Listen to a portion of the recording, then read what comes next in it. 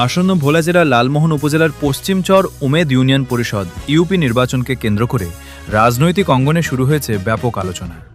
বিশেষ করে চেয়ারম্যান পদে সম্ভাব্য প্রার্থীদের নিয়ে স্থানীয় নেতাকর্মী ও সাধারণ ভোটারদের মাঝে চলছে নানা জল্পনা কল্পনা। স্থানীয় রাজনৈতিক সূত্রে জানা যায়, বিএনপির একাধিক শীর্ষস্থানীয় নেতা চেয়ারম্যান পদে সম্ভাব্য প্রার্থী হিসেবে আলোচনায় রয়েছেন।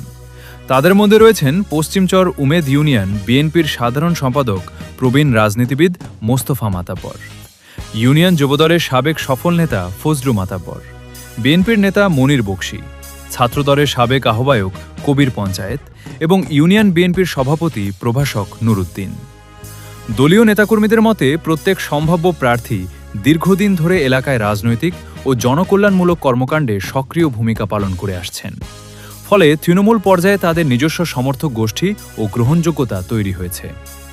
এদিকে নির্বাচনকে সামনে রেখে পশ্চিমচর উমেদ ইউনিয়নের বিভিন্ন এলাকায় চায়ের দোকান থেকে শুরু করে সামাজিক যোগাযোগ মাধ্যমেও জমে উঠেছে রাজনৈতিক আলোচনা।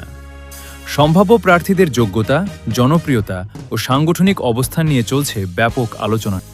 সব মিলিয়ে আসন্ন ইউপি নির্বাচনকে কেন্দ্র করে পশ্চিমচর উমেদ ইউনিয়নের রাজনৈতিক পরিবেশ দিন দিন উত্তপ্ত হয়ে উঠছে।